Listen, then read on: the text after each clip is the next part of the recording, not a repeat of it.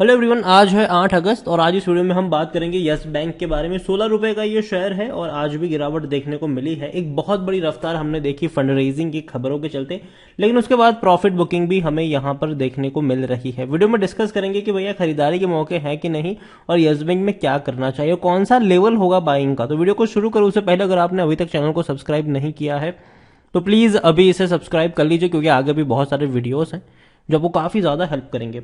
तो 16 रुपए का शेयर है यस बैंक का और पिछले एक महीने में फंड रेजिंग की खबर से एक बहुत बड़ी रफ्तार हमने देखी, लेकिन बाद में करेक्शन भी आते हुए हमने यहां पर देखा। 12 रुपए से ये 17 तक गया, लेकिन अब धीरे धीरे ये टूट रहा है। देखो, अगर आप चैनल को रेगुलर फॉलो करते हो तो जब शेयर 12 रुपए का होता है, यस बैंक का 12 से 13 का रेंज मैंने हर बार कहा कि देखो भैया वो रेंज होता है बाइंग का, वहां पर बाय करना चाहिए और लॉन्ग टर्म के लिए बाय करना चाहिए, शॉर्ट टर्म के लिए नहीं, क्योंकि बैंक बर्बाद नहीं होने वाला है, सरवाइव हो चुका है। कभी भी न्यूज की कोई खबर आ जाएगी और शेयर भागना शुरू कर देगा, फिर उसके बाद प्रॉफिट बुकिंग देखने को मिलेगी। फंड रेजिंग की खबर जैसे ही आई ये भागना शुरू कर गया, लेकिन तब मैंने ये भी कहा था कि मैं इसको 16 रुपए से ऊपर नहीं खरीदूंगा। रीजन ये है कि जो बड़े फंड हाउसेस नहीं, दो बड़े जो फंड हाउस यहां पर आए जिनने खरीदारी करी है, उनकी जो बाइंग है वो 14 रुपए के आसपास है। तो भैया जब वो 14 पे खरीद रहे तो हमें 17 के ऊपर तो भैया पागल नहीं होना चाहिए खरीदारी को लेकर। मैंने तब भी कहा था कि अगर दोबारा ये 15 के आसपास आएगा तो खरीदारी के मौके बनेंगे, 17 के ऊपर खरीदारी के मौके नहीं बनेंगे। हर बार हमने देखा है कि 17 का जो लेवल है वो प्रॉफिट बुकिंग का लेवल रहा है। तेजी इससे पहले भी हमने देखी और इससे पहले भी 17 रुपए के आसपास हमने प्रॉफिट बुकिंग आती हुई नजर आई। पिछले एक साल का अगर हम यहां पर ग्राफ देखते हैं तो पिछले एक साल में यस बैंक में 27% का ग्रोथ जरूर है, लेकिन आप इससे पहले भी देखो तेजी थी, लेकिन इससे पहले 14-15 का रेंज था, टूट जाता था, फिर वापस उसी के आसपास पहुंचता था, फिर टूट जाता था। इस बार रेंज काफी बड़ा हो गया। फंड रेजिंग की खबर आई, जाहिर सी बात है दो बड़े फंड हाउसेस का नाम सामने आते ही शेयर भागना शुरू कर दिया और काफी रेप्यूटेड फंड हाउस भी है। तो जाहिर सी बात है, देखो पहली चीज तो है कि खराब बैंक नहीं है यस बैंक। अब इस प्राइस पर अगर 15 के आसपास मिलता है, खरीदारी के मौके वहां पर बन सकते हैं। और बाकी के मौके अगर बहुत ही खराब हालत रहे बैंकिंग सेक्टर के और अगर ये 12-13 पर आया तो वहां पर एवरेज करने के मौके बनेंगे। और लॉन्ग टर्म के लिए यस बैंक को अगर आप चाहो तो पोर्टफोलियो में ऐड कर सकते हो। देखो काफी लोग मना करेंगे यस बैंक को ऐड करने के लिए, मैं इसलिए कह रहा हूं क्योंकि मुझे लगता है कि देखो उन लोगों को ऐड करना चाहिए जो मेंटली प्रिपेयर्ड है 3 या 4 साल के इन्वेस्टमेंट को लेकर। जो लोग 2 या 3 महीने के लिए आए भैया वो तो दूर की रहे यस बैंक से, ठीक है। लेकिन जो मेंटली प्रिपेयर्ड है कि लॉन्ग टर्म के लिए हम यहां पर आ रहे हैं, लॉन्ग टर्म का इन्वेस्टमेंट जिनका है वो यहां पर आ सकता है। क्योंकि देखो यस बैंक में ऐसी खबरें बीच बीच में जरूर आएगी जो इसको ऊपर लेके जाएगी, वापस नीचे आएगी। और देखो अब अगर आप बैंक के क्वार्टरली रिजल्ट्स भी देखो तो धीरे धीरे बैंक प्रोग्रेस की तरफ जा रहा है, प्रॉफिट भी दिखा रहा है, रेवेन्यू भी दिखा रहा है। तो धीरे धीरे जैसे जैसे वो आगे बढ़ता जाएगा, बैंक की जो ऑर्डर बुक है, लोन बुक है, वो और ज्यादा स्ट्रांग होती जाएगी। तो डेफिनेटली कह सकते हैं कि लॉन्ग टर्म में फ्यूचर है। कम से कम और 2-3 क्वार्टर थोड़ा सा परेशान रहेगा ये, लेकिन धीरे धीरे आपको ग्रोथ भी देखने को मिलेगी। लार्ज कैप शेयर है, 40,000 करोड़ से भी ज्यादा का इसका मार्केट कैप है, वॉल्यूम 3 करोड़ से भी ज्यादा बीएससी में और एनएससी में 13 करोड़ से भी ज्यादा का है। बहुत बड़ी क्वांटिटी में शेयर ट्रेड हो रहे हैं। लास्ट क्वार्टर में देखा जाए तो 5,000 करोड़ से भी ज्यादा का इनका इंटरेस्ट अर्निंग था और 310 करोड़ का मुनाफा था। बैंक पिछले कुछ क्वार्टर से लगातार प्रॉफिट कर रहा है और अच्छे प्रॉफिट है, उतने भी खराब प्रॉफिट तो नहीं कर रहा है यहां पर।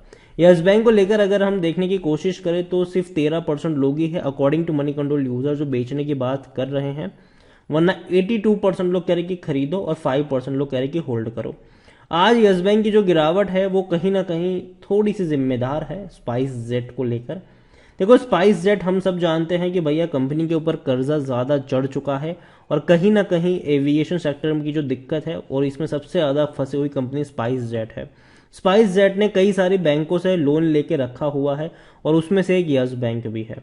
यहां पर न्यूज कुछ इस तरीके से कि रिपोर्ट ये कहते हैं कि SpiceJet loan marked high risk by IDFC and Yes Bank and Indian bank.